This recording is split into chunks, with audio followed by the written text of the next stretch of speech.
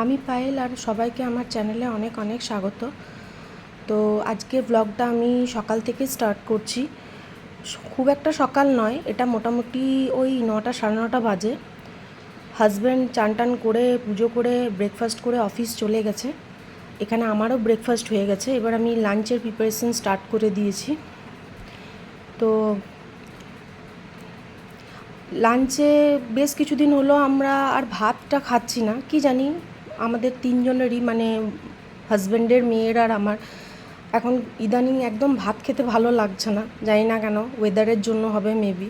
তাই আমরা লাঞ্চে এখন রুটিটাই খাই। তো রুটির জন্য যে সবজিটা করব তারই প্রিপারেশন এখানে করছি।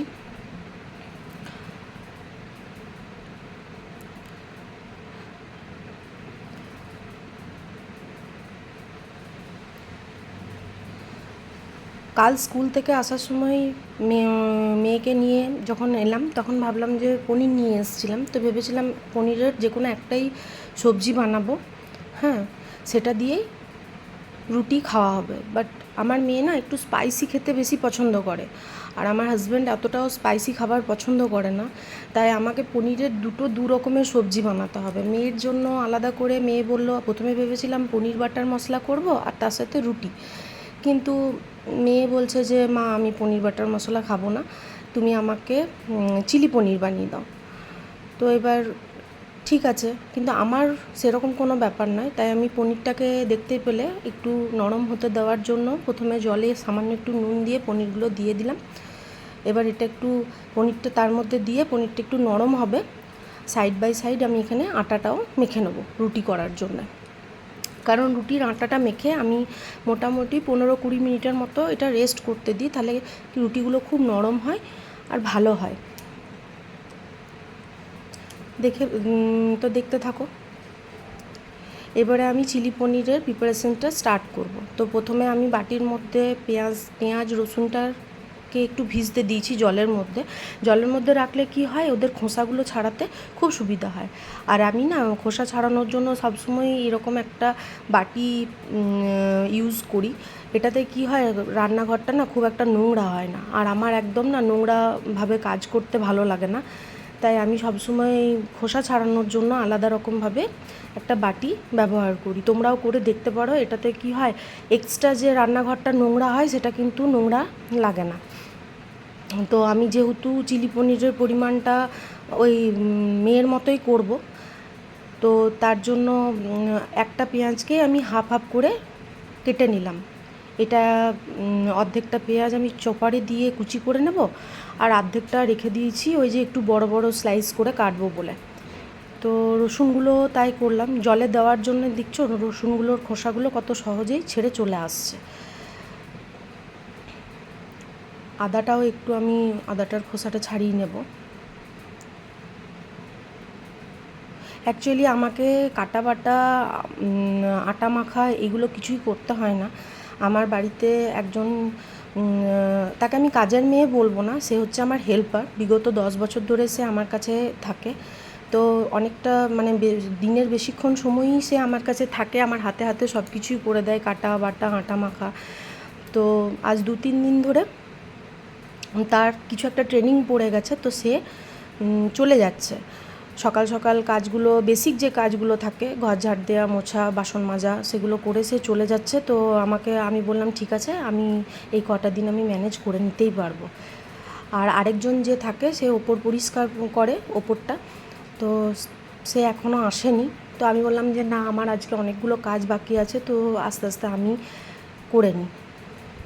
কেন তার জন্য অপেক্ষা করতে গেলে, সেও কেটে দেয়, বললে সেও কেটেও দেয়, আটা ফাটা মেখেও দেয়, বাট আজ আমি দেখলাম আমার লেট হয়ে যাবে।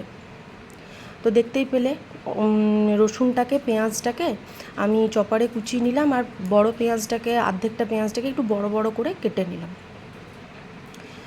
তারপর পনিরটাকে আমি নিজের মতো করে কেটে নেব। আচ্ছা, চিলি পনিরের এই যে রেসিপিটা আমি এখন বানাচ্ছি, চিলি পনির অনেক রকমভাবে বানানো যায়, আমিও 2-3 রকমভাবে চিলি পনিরটা বানাই, বাট আমি আজকে যেটা বানাচ্ছি সেটা হচ্ছে সবথেকে সহজ একটা পদ্ধতি। যখন খুব সহজভাবে মানে মিনিট 10-এর মধ্যে বা তার থেকেও কম সময়ে কেউ চিলি পনির বানাতে চাও, এইভাবে বানাতে পারো। তো পনিরগুলোকে কেটে এটার মধ্যে আমি কর্নফ্লাওয়ার আর একটু গোলমরিচের গুঁড়ো দিয়ে 5 মিনিটের মতো এটাকে ম্যারিনেট করে রেখে দেবো। এটা মাখানোর সময় একদম আলতো হাতে মাখাতে হবে যাতে পনিরের কিউবগুলো ভেঙে না যায়। এবার আমি একটা ফ্রাই প্যান চাপাবো গ্যাসের মধ্যে, তার মধ্যে দেব তেল, দেন ওই ম্যারিনেট করা পনিরগুলো ভাজতে থাকবো। এই সময় গ্যাসের ফ্লেমটাকে না মিডিয়াম থেকে লোয়ের মধ্যে রাখবে। যখন দেখবে পনিরগুলো এরকম গোল্ডেন ব্রাউন হয়ে গেছে তখনই ভাজাটা মানে পনিরগুলো নামিয়ে নেবে। তো গ্যাস থেকে এইভাবে পনিরের কিউবগুলো ভেজে নামিয়ে নিতে হবে।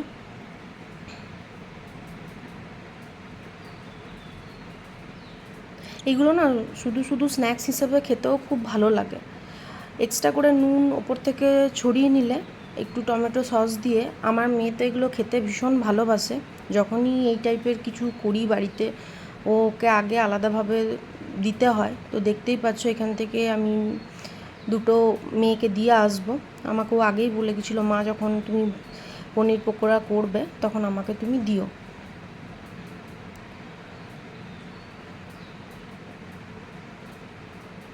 তো তারপর ওই ফ্রাইং প্যানের মধ্যে আমি ওই কুচোনো সমস্ত যে পেঁয়াজ কুচি, রসুন কুচি, আদা কুচিটা সেটা দিলাম। তারপর দুটো কাঁচা লঙ্কা চিড়ে দেবো। বেশি কাঁচা লঙ্কা আমি দেবো না, কারণ মেয়ের জন্য করছি তো, খুব একটা ঝাল হয়ে গেলে ওর আবার খেতে একটু অসুবিধা হবে।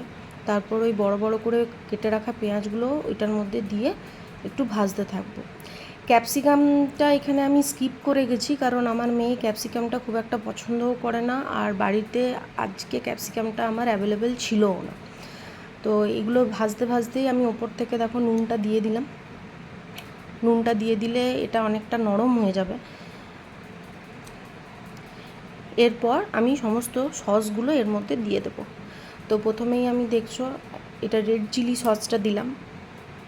এটার মধ্যে হালকা একটু ঝাল ভাবও থাকে। তারপর দেব শুধু চিলি সস যেটা,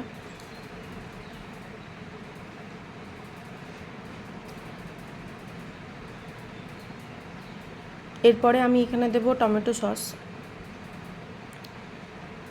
তারপর এই তিনটাকেই ভালোভাবে মিক্স করে ওপর থেকে সামান্য একটু জল দেব। জল দিয়ে আর একটু মিশ্রণটাকে কষিয়ে নেব। এখানে আমি সামান্য একটু জল দিয়েছিলাম এটার মধ্যে, কিন্তু এবারে যখন দেখবে এই গোটা মিশ্রণটা থেকে তেলটা ছেড়ে বেরিয়ে আসছে তখন ওই ভেজে রাখা পনিরগুলো এটার মধ্যে দিয়ে দেব, দিয়ে ভালোভাবে মাখিয়ে নেব। এই সময়ও কিন্তু গ্যাসের ফ্লেমটা একদম লো রাখবে।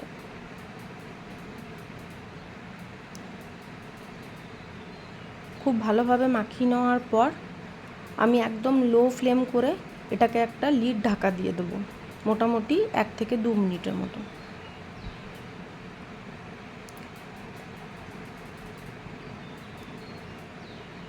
তারপর লিডটা খুলে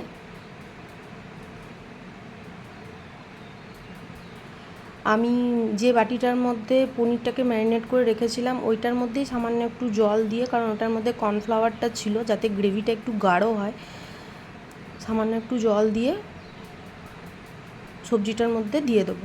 এটা দেওয়ার কর্নফ্লাওয়ারের জলটা দেওয়ার সাথে সাথেই দেখতে পাবে সবজিটা না খুব বেশি আগের থেকে ঠিক হয়ে যাবে। উইদাউট ক্যাপসিকাম এটা খেতেও কিন্তু খুব ভালো হয়। আর এইভাবে এখানে আমি সামান্য একটু মিষ্টি দেবো, যে যেরকম মিষ্টি খায়। তো যেটা বলছিলাম যে উইদাউট ক্যাপসিকাম বা এইভাবে চটজলদি বানালেও এটা একদম চিলি পনিরটা দারুণই খেতে হয়, একদম রেস্টুরেন্টের মতোই খেতে হয়। লাস্টে আমি এখানে সামান্য একটু সোয়া সস দেবো। সোয়া সসের পরিমাণটা আমি খুব কমই দেবো, জাস্ট ওর ফ্লেভারটা জাস্ট একটু থাকে তার জন্যই, কারণ সোয়া সস আমরা খুব একটা পছন্দ করি না। আর আমি হচ্ছি সর্বভুক, আমার কোনো ব্যাপার নয়, আমি স্পাইসিও খেতে পারি, আমি মিষ্টিও খেতে পারি। আমার নিজের জন্য আমার স্পেশালভাবে আমাকে কিছু বানাতে হয় না।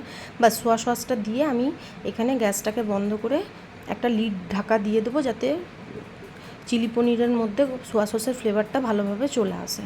তো এখানে আমাদের চিলি পনির অলমোস্ট ডান, অলমোস্ট নয়, হয়েই গেছে।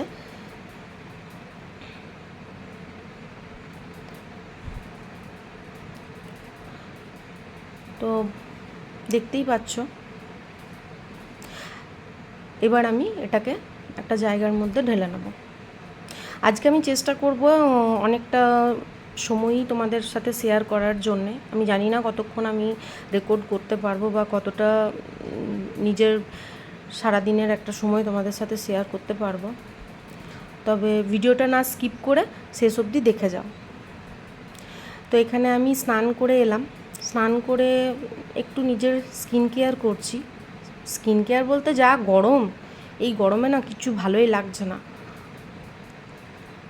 ওই বেসিক যেটুকু হয় আর কি, সামান্য একটু মুখে ময়েশ্চার মেখে, একটু পারফিউম লাগিয়ে, চুল টুল ছাড়িয়ে, সানস্ক্রিনটা অ্যাপ্লাই করে। সানস্ক্রিন তো মাস্ট, কারণ গ্যাসের মধ্যে সারাক্ষণ কাজ করা। হ্যাঁ, রেগুলার দিনেও আমি কাজল একটু পরি, কারণ আমার কাজল পরতে খুব ভালো লাগে। নিয়মিত ঘরে থাকলেও আমার একটু সেজেগুজে থাকতেই ভালো লাগে। নিজেকে সুন্দর দেখতে আমি বেশি পছন্দ করি। আর এই যে দেখছো বিয়েবাড়ির জামা কাপড় মোটামুটি 80% আমি গুছিয়ে নিয়েছি। আর এগুলো আর আমার এখন ভাল লাগছিলো না, অন্য দিন গুছাবো। তো আবার আমি চলে এসেছি রান্নাঘরে। এবার আমি রুটিটা বানাবো। রুটি করার আগেও আমি আরেকবার এটা গ্যাসের যে কাউন্টার টপটা ছিল সেটা মুছলাম, কারণ আমি যে এই কাজটা যে আমি সারাদিনে কতবার করি আমি জানি না। আমার মতো তোমরাও এটা কারা কারা করো। অ্যাকচুয়ালি রান্নাঘর যদি কোনো কিছু পড়ে থাকে বা অপরিষ্কার থাকে না, আমার ভীষণ খারাপ লাগে। মানে আমি জানি না কেন, আমি একদম অপরিষ্কারভাবে কাজ করতে পারি না। তো আমি তাড়াতাড়ি করে এখানে রুটিগুলো বেলে নেবো।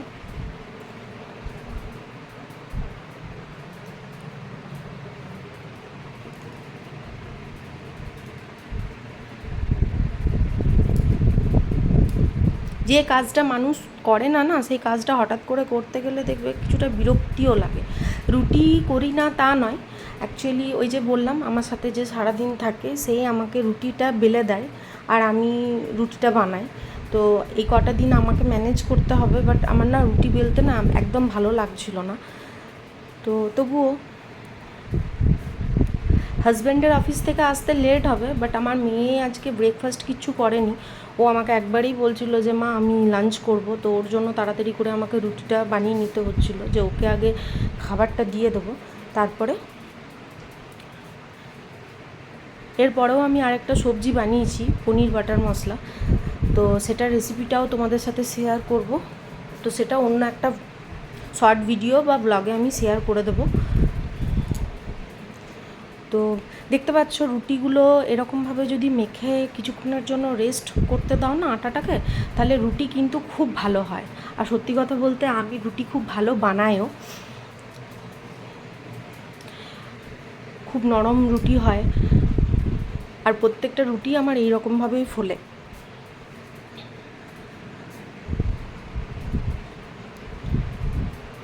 তো আমি এখানে যত তাড়াতাড়ি পারছি রুটিগুলোকে অন্তত করে নেওয়ার চেষ্টা করছি।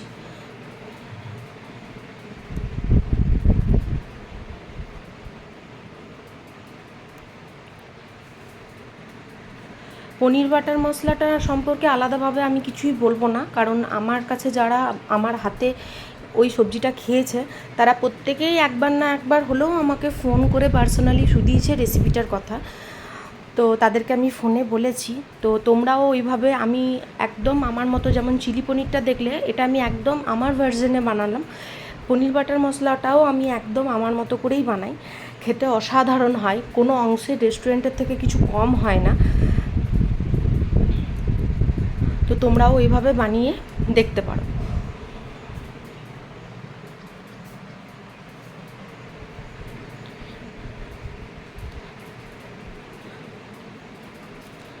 তো এখানে আমার রুটি হয়ে যাওয়ার পর আমি সাথে সাথেই কিন্তু এই জায়গাটাকে আগে পরিষ্কার করব, কারণ আমি ফেলে রেখে কাজ করা একদম পছন্দ করি না, কারণ কাজটা ফেলে রেখে দিলে সেটা পুরো রয়েই যায়।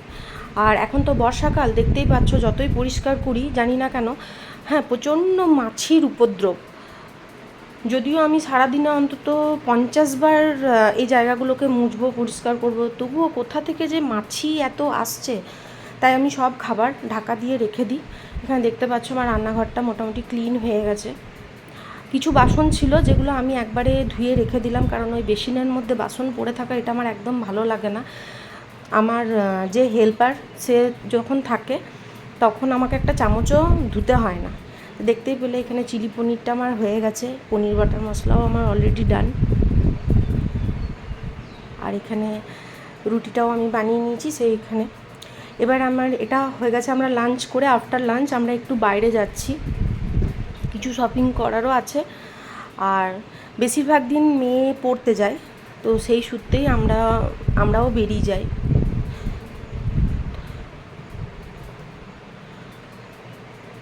আজকে হাজব্যান্ড একটু লেট করেই এসেছিলো, তো তাড়াতাড়ি করে আমরা 3 জনে লাঞ্চ করে আমরা এখানে বেরিয়ে পড়েছি। মেয়েকে টিউশনে দেবো, তারপরে কিছু ঘরের কিছু জিনিস কেনাকাটার আছে, তো চলো দেখতে থাকো।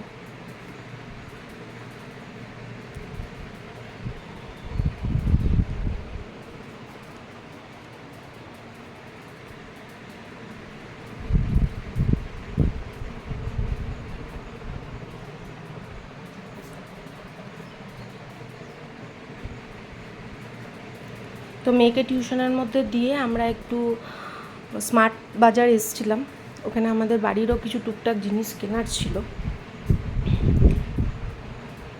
তো বাস একটু এই ঘোরাঘুরি করছি, জিনিসপত্র যা কেনার ছিল টুকটাক কিনছি।